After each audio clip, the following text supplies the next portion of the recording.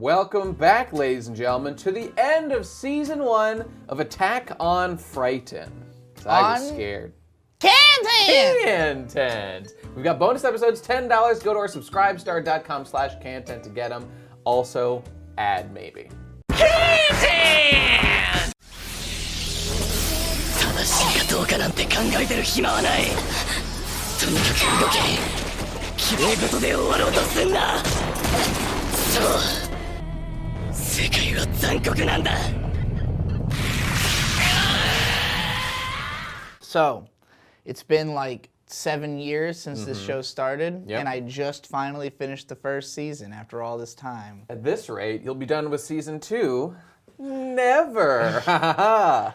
Well, you know, it's interesting to be on the other side of having finished the season. I would definitely say the second half of Season 1 is different enough from the first half that I can say to some degree, maybe I would have liked it more if I had seen the whole thing. Maybe I wouldn't have been so like, I don't care about Titan at all. You know what they say about making assumptions.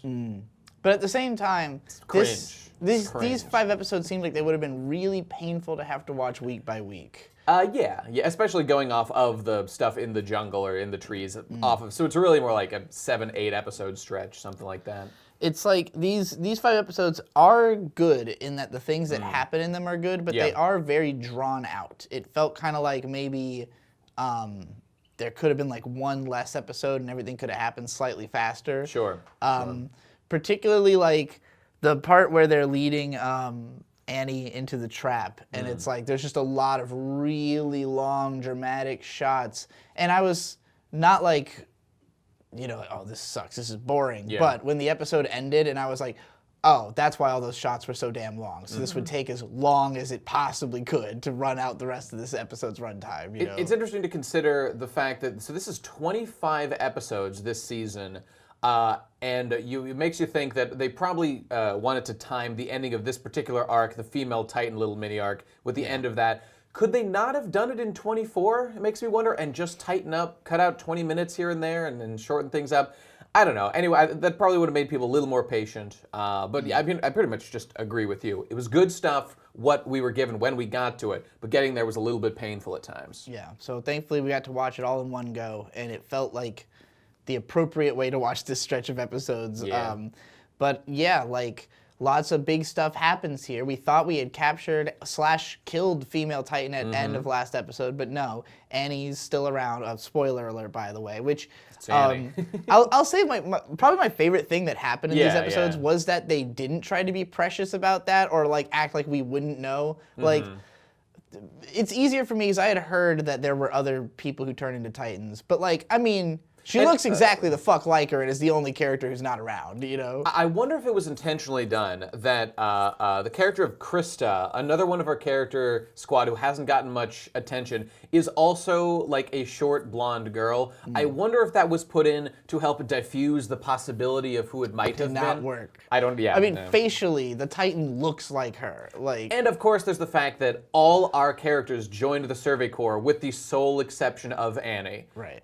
So that is also So suspicious. I'm glad that the show didn't try to have, like, I was fully expecting there to be a bunch of episodes of people going like, we gotta figure out who the Titan is. No, they pretty much figured it out right away because Armin was paying attention more than anyone, and he just kind of deduces it. A bunch of stuff that we had seen him do the last batch of episodes are now kind of elaborated on. Like the one that made the least sense to me, or I didn't understand at least, was when he had first seen the female Titan, had picked up the hood, he knew something was up, so he yelled like at one of the people, like, hey you, what is it, like ultimate knucklehead, or whatever Eren, like there's a nickname for Eren or something that was used once. And so that's why Annie was like, oh, I can't kill him, that's Eren, that's the person I'm trying to capture right now. So now that it's been explained to me, I understand why that scene happened, even though I was a little confused at the time. Because that nickname wasn't like super ingrained in my mind or important or anything, but there it is. You love to see someone who enjoys their work to the degree that Annie does. Something I think they did a great job of here is, regardless of whether you actively think it is Annie, which again, I don't think they didn't want you to think that. I think that was possibly something that was intended for you to be like from the start thinking. I think so. Especially because the way that this whole conflict with the female Titan is presented, it seems to want you to have sympathy for her. And I was thinking about the great Every Frame a Painting video about Jackie Chan and action comedy, how he talks about what makes Jackie such a great, relatable protagonist throughout the action scenes is all the pain that is inflicted on him, that you see him like suffer and everything, and it humanizes him. And that kind of happens here with the female Titan as well, that like she gets her ass kicked, lots of crazy stuff happens, and even though she's obviously like super militaristic and badass, there's still like, we literally see her crying at the end when she like fails. There definitely is a fragility to Annie that's less like deadened inside than we'd want to believe. And in fact, that's kind of the crux of what we see her kind of little arc with. Because, you know, juxtaposed to that is Eren, who's having deep emotional issues with the concept of, like, I want to kill all the Titans. I didn't want to kill the humans. This doesn't equate for me. Are they the same thing? Is there a connection here? Oh, God, what does it mean? So that's his little emotional arc. That's a little boring, but I like what it represents. Yeah. But Annie, we see like a bunch of flashbacks of her and her dad. She's traumatized by things that are happening. I mean, now that we know that humans can be Titans and that like all the smartest ones seem to be like that, it raises questions about what is the point here? Because everything that we've known about Titans up to this point has been they act on instinct. They're just out to eat humans because it's purely just what they're biologically driven to do. With Titans like Annie not only existing, but able to like command and control them to some degree, what is all this about? So we're all in a whole new world from the beginning now. And then we have the fact that regardless of how much damage she does to the Survey Corps, who all she kills, the fact that she spared Armin in the first place also makes us always have this question in our mind, like, is she a good guy or a bad guy? Right. Nobody she's killed is somebody who we as viewers necessarily feel like we have to think, oh, you're definitely evil because you killed that person. You know, especially because it makes me think that there was a shot once Eren goes Titan, starts fighting her, and then in the second stretch here, when there's an amazing scene that was quite subtle in its messaging of a group of churchgoers saying, oh, we love the walls, we pray to the walls, we will be protected by the walls, thank God for these fucking walls. And smash.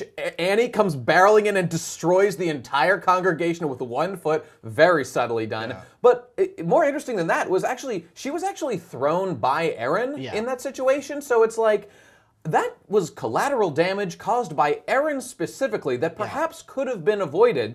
And man, there's some traumatic shots in here of like a little girl wandering alone in like her Sunday dress or whatever, probably from that gathering. Jesus Christ. They're very explicit that this fight is causing casualties. Eren's actions in the fight are causing casualties. Yes, he is like zeroed in on kill that Titan and humans are dying. And like the leader of the Survey Corps is willing to take responsibility for this fact. Yeah. I think it's interesting, him, I don't remember his name, but him Erwin and Levi always are willing to just say like, yeah, no, we did make that horrifying decision that you just saw, like, and we're going to make more. Like, that's the war. Sorry, like, yes, I had to make Titans fight in the middle of town and kill everybody, like, whatever. They're the ones who are acting like real soldiers who know that casualties are inevitable in something like this. I mean, there's always a tension with any struggle like this.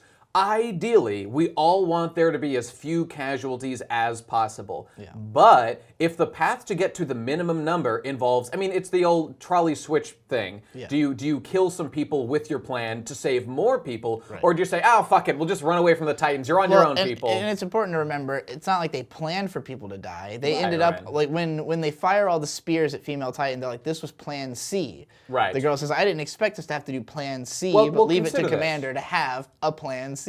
True, but consider this. Knowing that the female Titan, or at least being quite certain that the female Titan was here, and that they were going to do Titan battling in this city, we see Annie say one line when they finally confront her, and she says, it's weird how no one's been around for a while. Sure, in that like 60-foot radius around her, yes, there were no people right there. Right. One street over, there's a gathering of churchgoers who are immediately crushed. So, and I understand. They can't do an evacuation of the city without tipping Annie or her compatriots off that something's going down. But like the actual on-the-ground reality of not doing that evacuation is extremely horrible to witness. Yeah. But luckily, Erwin has the testicular fortitude to say, it's got to be done. Got to do it, bro. And I can't disagree. And I thought it was it was well done in this case to not let the audience know what was going to happen. You would expect there to have been like a whole meeting where everybody sits around and makes a plan. We get a flashback of that after the things are revealed. But it was super clever of the show to not tell us that anybody knew Annie was the Titan until they're trapping her. So even we are like, we think they're like sneaking out Eren and doing this whole other plan, and then it's like, oh, tables turn.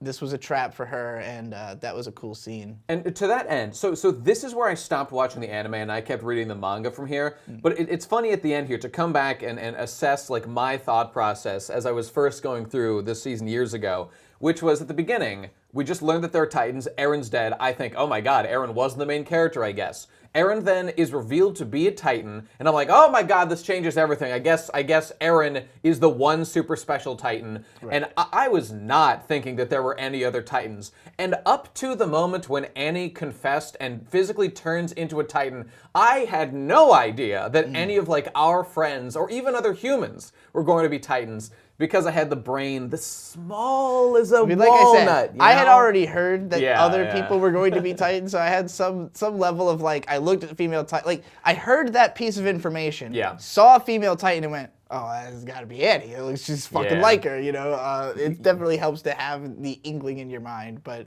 I did not expect that they were going to do it the way they did, and most importantly, I think that they actually, this is what blows my mind more than anything, they successfully made me think she could die at any moment throughout those episodes. Because, like we had said before about, you know, Marco died to kind of give us the sense of like, ooh, people can die now. But like, if from that point forward, all of our main characters were just like in a squad together and they're all doing the same stuff, you would never feel like any of them was going to die. Annie is being painted as like on the other side, and even though it's still ambiguous if she's good or bad, should we be rooting for her?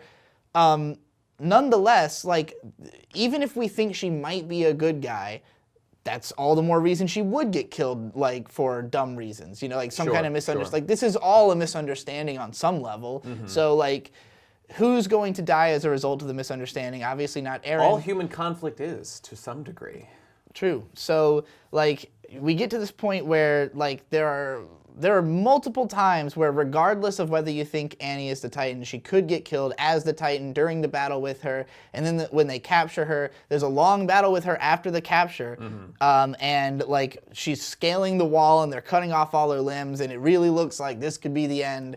But she seems to get away at the end, so. The Annie getting away thing Well, not has getting away. me. She's rather in a cube. She's in like a crystallized cube thing. I don't know why I'm saying cube. Ice. She's like crystallized in ice. I have deep-seated hatred for that plot device being utilized because finally, after all this effort of our characters, so many lives sacrificed, pain and suffering gone through, and then Annie, after all these other powers of hardening and fucking, you know, martial prowess and being a Titan in the first place, after all that, she also has the magical ability to generate a substance that no one can break. It's just too fucking strong, bro. We have no way to get through, so she's just in there, invulnerable, smug. You know what I do? I piss on that crystal and have it soak in and cut the whole surface of that crystal in piss. I was definitely wondering if they could like melt it or... I'm telling you right now, they can't. It's a plot device. They can't get through it, and it takes a million fucking years. As far as I got, nothing had happened, and he's still in that fucking crystal, and I'm fucking pissed about it, because fuck you, Annie. Where did she even get this power? You're not even being a Titan right now. How are you using your crystal thing? We're not being it. I guess she did it while she was a Titan. You should be dead. What magic power keeps you alive inside that fucking crystal? I guess Titan powers. I like the idea that the characters themselves feel as though they are just in stasis, because they had this long 7-episode mission. They almost had a purpose to the mission in that they almost caught the Titan, but she escaped, so ultimately it was a wash and a bunch of people died. They show up to town, they're fucking miserable, everybody's making fun of them, Survey Corps sucks. Even the kids who they're inspiring are like, wow, they fail so much, but they keep going, isn't that great? And Eren's just like, that's not what I wanted to hear. So like the Survey Corps is miserable, but then like they have another shot, they almost capture Annie, but now she's in a fucking crystal and they're not getting any answers. So it's like we as an audience keep getting more information because we can see that there are two sides of the conflict and all that, and we are very suspicious of like the human higher ups and everything. Like basically everybody except the Survey Corps were not really on their team. Like if you're not one of the 6 people in the OP, you're probably a bad guy on some level. We get a bunch of information about how like the military police that Annie's part of are deeply corrupt, and there's like one guy who wants reform, nobody else cares. And he gets his fucking ass beat. Yeah, because she says to him like, you know, you idealists are correct, but like, you know, I know another guy who's like you, and maybe you're like him, or maybe you're a huge bitch. And then the guy gets his ass kicked, and she literally says to him like, if you want to kill those guys, I'll help you, but he can't do it because he's too much of a coward. So the system remains as it is. But yeah, so like that's our little bit of establishment for Annie before everybody captures her and she turns into the Titan. But yeah, just like the idea that lots of new questions are raised, while also keeping us in this status of like, I don't know, it's hard to do a show that's like keeping things mysterious and still entertaining in the moment to moment. And I'm impressed that was able to be done for this stretch of episodes. Titan fights go a long way to keeping me engaged in what's going on. Well, it helps that the fights are really, like particularly the fight between the two Titans, really well choreographed, exciting. The inventiveness of the fact that we've got giant people fighting, we've got the gears, the swords, the fucking trees, all the different environments. They've really just gone out of their way to try to make every single action scene different and interesting in some way. You know, not quite like anything else you'll see. There's a lot of random dudes spinning and zipping all over Titans and stuff, but I mean, I don't know. It serves its purpose, and it never feels obnoxious or anything. The only one that I would find, like, sometimes the most badass moments are the most questionable. Like Levi is so fast, it beggars belief, you know? It's surprising. Like, so we see all his friends fight the female Titan, and like they get her to a state where they've like almost kicked her ass, but then she regenerates just a little bit too fast and fucking destroys them all. Levi does as much damage as all 4 of them had done instantly, and it just made me think, why wasn't he there? Like, why have any fight with any serious threat and not have him there? That is the question. Or Mikasa, or, you know, one of these just super powerful people. It did seem like there was a moment where you were like, why don't they just finish her? Like, it seems like they've got her. Like, it was the moment where, she successfully, so Titan, so just to touch on the how it goes, Eren watches all the guys die. They all die because Eren's like, no, I'm going to trust the Survey Corps. You guys are veterans. I'll let you do your thing. I'll keep myself safe because I know I'm a chess piece that needs to be used at other times. And they all immediately get killed one after another before in a he's horrific. Even out of sight. All these guys who we've like had flashbacks and been getting to know. Clearly, this is adding to like the Marco death fund. People can die, guys. Please believe us, and I do believe them. And so Eren is like, fuck it, and he goes Titan form finally, and he's like, why didn't I just do this sooner, goddammit? Which, yeah, I mean, that would have actually been a better idea in this particular case. In any case, he loses the fight, and he gets eaten, and he's going to be killed and taken away, and who knows what's going to happen to him. But luckily, Levi and Mikasa show up in time. They do their super ninja tech, and they slice her mouth open. I almost forgot about the couple of morons who try to go back for a corpse, end up getting one of them killed, and then they have to throw all the bodies at the Titans to like distract them. That's a fun, I appreciate and enjoy the like utilitarian, cold, militaristic aspect of like this whole guy. He went back. They baited Titans because he went back to just collect the dead bodies. We're like, no, don't do it. I order you not to. You're gonna fuck everything up. And then he does, and his buddy gets killed. He almost gets killed, but is saved by Mikasa, and I think. It forces Levi to throw the corpse of his would have been wife, we learn, overboard. But it's just like they're always insisting with Levi this idea of like, look, he really cares, probably more than anybody, which is why he's able to be the coldest motherfucker there is. Indeed. Him and Erwin. They're just like, if anybody else gave as much of a fuck as they did, they would be as cold as these two guys. You know? But if they have what it takes to make any progress from the fight for humanity, to take back the fucking walls and shit. Well, I mean, I don't really know how much more I have to say. I thought it was good. The plot has progressed. Oh, and the final stinger moment we see of as the female Titan was trying to escape, she ripped a hole in the wall. What's in the wall? There's a Titan face in the wall! And those other guys worship the wall, What is the connection? Oh my God, mysteries. Walls made of titans. Walls made of titans, it looks like, or something like that. So Crazy. some crazy shit's going on here. And it looks like it's like as big as with like the Colossal Titan or close to it or something. So there's some serious titanage going on out there. I don't know. I enjoyed it. This was good. This was a big, like, satisfying action climax. And just on the point of, I'm trying to say that I enjoyed it and I felt satisfied because while it is, like, painful to see the characters fight and die and suffer and not, like, get the prize they wanted of, like, interrogating Annie, getting the answers about who's who. Like, I'm sure those are kind of end game questions we'll get to next 2 seasons or whatever.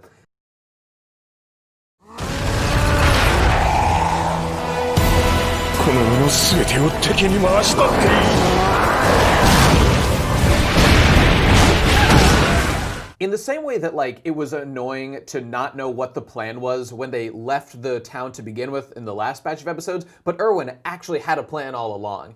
And in the town quest or whatever to get Annie, it looked like, oh, we're just here to try to swap out Eren. But no, there was a plan all along, and information is acquired in each of these things. So even when they're taking losses, Erwin and Levi's right-hand man, they're making moves and they're achieving things. And now there's a discussion that we were going to have the Survey Corps like court-martialed and disbanded, but they actually caught a fucking Titan shifter motherfucker. That's gonna buy a lot of credibility because they've actually done something really important that no one's ever done before. They discovered that humans can even turn into Titans and shit. Right. So I'm happy that all that is happening, and I just hope season 2 is more interesting than I remember the manga being after this point.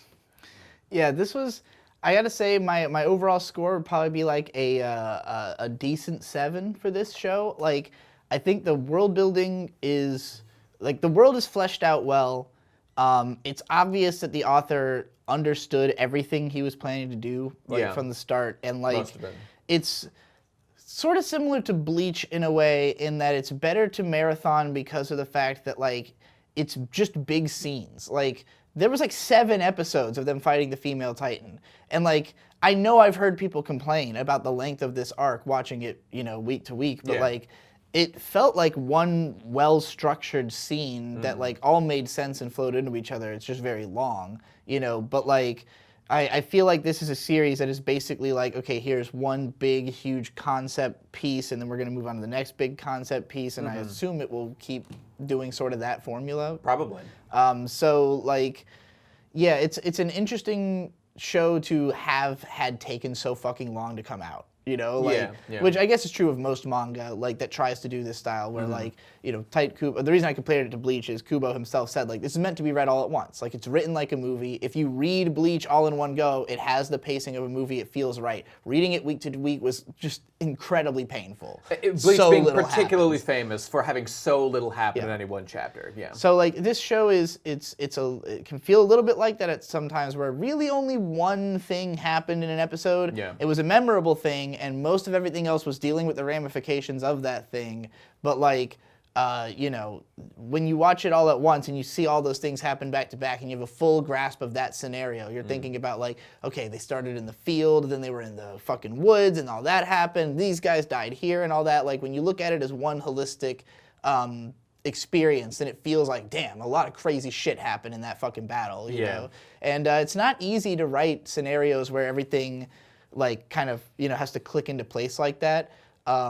You know, on some level there's always going to be conveniences, and this show definitely has those, just times where just, you know, revealing something will make us as viewers go, oh, well, there's no way we could have known this was going to happen. But like, the show does a pretty good job of, like, again, when you look back on it going like, man, all of that, all those things happened in that fucking stretch of episodes. That was a lot of things, you know? Yep. So it's pretty neat in that way. And the only other thing I want to add is that the emotional catharsis of, like, we've had this mystery. Oh, there's a conspiracy. Who's killing the Titans that we had captured? What's going on? Annie's big COOM face is my COOM face as we get like, oh, the release, finally. Yes, a person is the Titan, which tells us, like, there's probably more. There's conspiracy shit going on. What's going on with the walls and the military police? And getting answers at a very minimum feels cathartic and good. So I want more of that stuff. It's just like anytime you've got a man versus nature story like this, it's always going to come down to, like, it gets more interesting if it's humans on the other side because they're smarter. And like, The Titans are just whatever. Like, they're presented as like horror monsters at the start, like it's kind of like a zombie apocalypse in the beginning of the show. But once you have Annie as the villain, then it's like, okay, well now we're like tactically fighting a intelligent foe, and that's like I talked just about, inherently more interesting. Yeah, and like I talked about last episode, the Survey Corps almost has normal Titans and even generally abnormals like handled. But the human Titans are the human element. Hey, what's the most interesting thing, or what's every story about? The human heart in conflict with itself. Yeah. Humans fighting humans or whatever. Or even if you have like an environmental zombie story, it's got to be like, okay, the zombies are a threat. How do the humans interact with each other just trying to survive? So we're just turning that into a more overt I think aspect. probably what sold me the most on this show as it went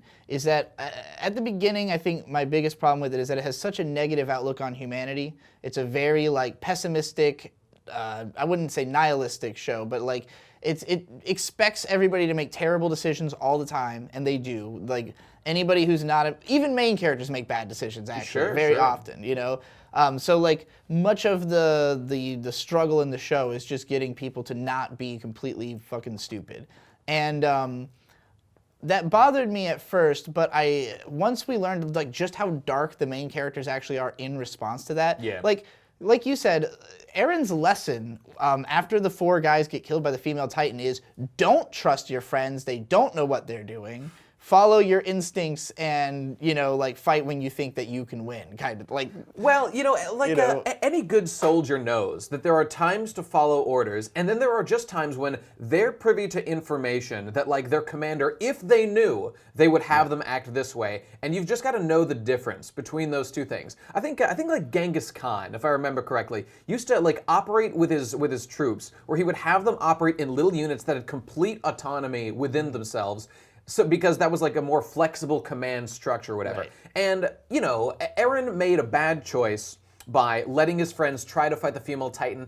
But even the smartest of them would have thought like, okay, this is just a really strong human like Titan. She's certainly not going to have even more superpowers than we know of, because we've never seen that before. You've got to be thinking like so far ahead to plan for all this shit. So in that one instance, like, who knows what even the smartest person on the earth would have done, not knowing that Titans have like more abilities than I just like the idea that the show is always insisting like it's even more chaotic than you think. No amount of logic is going to protect you. Like, just be basically what Levi said about the Survey Corps. I think we touched on in the last group of episodes that like the main thing is being adaptable and like just determined. Like just so fucking have enough willpower to continue fighting. You know? The other thing they mentioned quite a few times is if you're not willing to sacrifice anything, you can never gain anything. They mentioned that a bunch of times in here, and yeah, it's like Eren's unwillingness to kill one of his own friends in the form of Annie or fight against her, that was stopping him. But he had to be like, hey man, she's a fucking traitor. Fuck it. She's got to go. And, you know, that's the attitude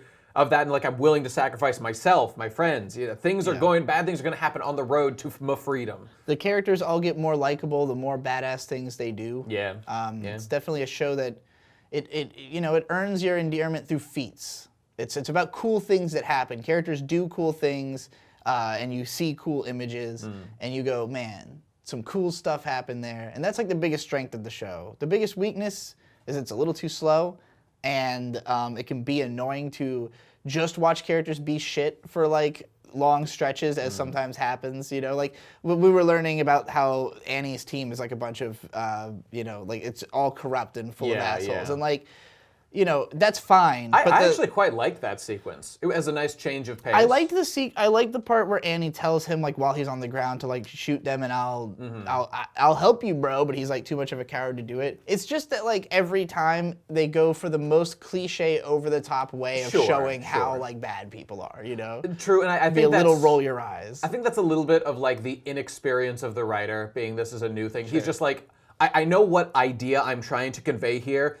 I don't have nuanced, carefully planned out, many attempts at doing so. So I'm just going to have the corrupt guy be literally in the middle of the street doing black market arms deals with people. And our characters will say, you're not allowed to do black market arms deals in the middle of the street, sir. I am arresting you. Not subtle, but I get the point. And it was short enough that I wasn't annoyed, really. It kind of reminds me of Elfenlied in this way, where like, which also has like kind of jank art and like a super grimdark plot, but like you can feel some interest in like the underlying themes and like what the author clearly cares a lot about the story, and this reminds me of that in that way, where it's like it's kind of blunt and on the nose and grimdark, but like you're still kind of like, it's kind of interesting, you know? It's interesting that somebody had these ideas and put them to paper. So. That's a good comparison. I like that. Anyway, pretty good, pretty good. I don't know what I'll give it. I'm not even gonna rate it. I thought it was pretty good. I liked it, and I want to see more. So we will continue soon, probably next whatever Friday or Thursdays, whenever we release these, with season 2 of Attack on Titan coming up soon, people. Holy fuck. Let's see what we learned there. But hey, you should go in the meantime to our Subscribe Star and pledge $10 to get access to all of our bonus episodes. And if you want to say Khantehnt at the end of the video, submit a clip to our Discord or Twitter. And Merry Christmas, everyone. We've got a Christmas bonus episode coming soon, and I think an extra bonus Christmassy thing just for everybody. Wow. I think this comes out before that, but only a little bit. We'll find out when we get there. Wow. All right, see you soon, everybody. Catch you next episode. Bye-bye.